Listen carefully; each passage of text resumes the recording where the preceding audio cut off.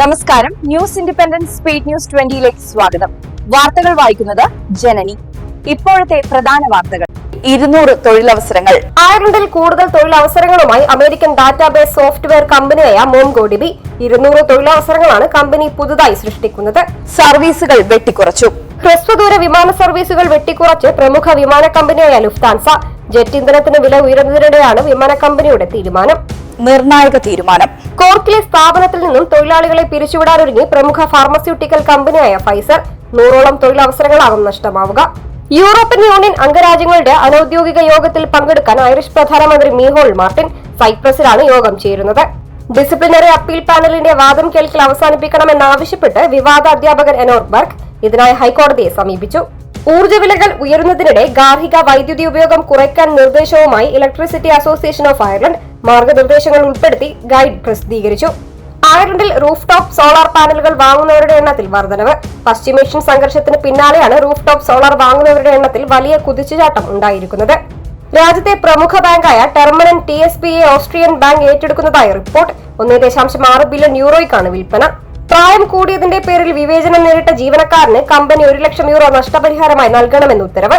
Joules hair and beauty sprayers എന്ന സ്ഥാപനത്തിനെതിരെയാണ് നടപടി. 2.5 പതിറ്റാണ്ടിനിപ്പുറം വീണ്ടും ചായ സൽക്കാരത്തിനൊരുങ്ങി പ്രമുഖ ഗായകൻ ഡാനിയലോ ഡോണലും ഭാര്യ മജ്ജലയും. ജൂലൈ 28-ന് ഡൊണഗലിലെ മീൻബനാഡിലുള്ള വസതിയിലാണ് ദമ്പതികൾ പ്രത്യേക ചായ സൽക്കാരം നടത്തുന്നത്. ഹോർമസ് കടലിടുക്കിൽ ഇറാൻ സ്ഥാപിച്ചിട്ടുള്ള മൈനുകൾ നീക്കം ചെയ്യാൻ ചുരുങ്ങിയത് 6 മാസമെങ്കിലും വേണ്ടിവരുമെന്ന് US കോൺഗ്രസിനെ അറിയിച്ചു പെന്റഗൺ.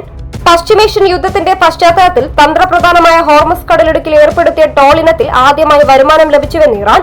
താൻ ജാൽമുരി കഴിച്ചപ്പോൾ അതിന്റെ എരിവ് കിട്ടിയത് തൃണമൂലിനാണെന്ന് പ്രധാനമന്ത്രി നരേന്ദ്രമോദി.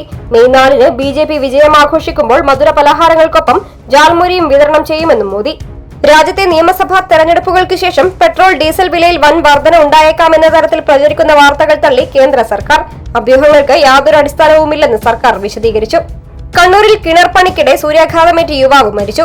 പള്ളിപ്പോയിൽ സ്വദേശി സനൽകുമാറാണ് മരിച്ചത്. മുണ്ടത്തിക്കോട് പടക്ക നിർമ്മാണശാലയിൽ ഉണ്ടായ അപകടത്തിൽ മരിച്ച ഓരോ വ്യക്തിയുടെയും കുടുംബത്തിന് 1 ലക്ഷം വീതം സഹായം പ്രഖ്യാപിച്ച് കേന്ദ്രമന്ത്രി സുരേഷ് ഗോപി. IPLൽ ലക്നൌ സൂപ്പർ ജെയിൻസിനെതിരായ മത്സരത്തിൽ പെരുമാറ്റച്ചട്ടം ലംഘിച്ചതിന് രാജസ്ഥാൻ റോയൽസ് പേസർ നാന്ദ്രെ ബർഗറിന് മാച്ച് ഫീയുടെ 10% പിഴയും ഒരു ഡീമെറിറ്റ് പോയിന്റും ചുമത്തി. ഈ പുരസ്കാരം ഭാര്യയ്ക്ക്. IPLൽ ലക്നൌ സൂപ്പർ ജെയിൻസിനെതിരായ മത്സരത്തിൽ നേടിയ പ്ലേ ഓഫ് ദ മാച്ച് പുരസ്കാരം ഭാര്യ റിവാബയ്ക്ക് സമർപ്പിച്ച് രാജസ്ഥാൻ റോയൽസ് ഓൾറൗണ്ടർ രവീന്ദ്ര ജഡേജ. ചൂട് ഒരാഴ്ച കൂടി നീണ്ടു നിൽക്കും. രാപ്പകൽ വ്യത്യാസമില്ലാതെ കേരളത്തിൽ അനുഭവപ്പെടുന്ന ചൂട് ഒരാഴ്ച കൂടി നീണ്ടു നിൽക്കുമെന്ന് കാലാവസ്ഥാ നിരീക്ഷകർ. വായുമർദ്ദം കൂട്ടി മഴമേഘങ്ങളെ തടയുന്ന പ്രത്യേക ആന്റി സൈക്ലോൺ എഫക്റ്റാണ് ചൂടിന് കാരണം. അന്തരീക്ഷ നില ഉയരും. അയർലൻഡിൽ വരും ദിവസങ്ങളിൽ നേരത്തെ പ്രഖ്യാപിച്ചതിനേക്കാൾ അന്തരീക്ഷ താപനില വർദ്ധിച്ചേക്കാമെന്ന് മെറ്റ് അയർലൻഡ്. കാറ്റ് കുറയും. വരണ്ട കാലാവസ്ഥയായിരിക്കും അനുഭവപ്പെടുക. കൂടുതൽ വാർത്തകൾക്കും വീഡിയോകൾക്കുമായി newsindependence.com എന്ന വെബ്സൈറ്റും ന്യൂസ് ഇൻഡിപെൻഡൻസ് ഫേസ്ബുക്ക്, ഇൻസ്റ്റഗ്രാം പേജുകളും വാട്സ്ആപ്പ്, യൂട്യൂബ് ചാനലുകളും സന്ദർശിക്കുക. ലൈക്ക്, കമന്റ്, ഷെയർ, സബ്സ്ക്രൈബ് എന്നിവ ചെയ്യുന്ന കാര്യം പരിഗണിക്കുക. നമസ്കാരം.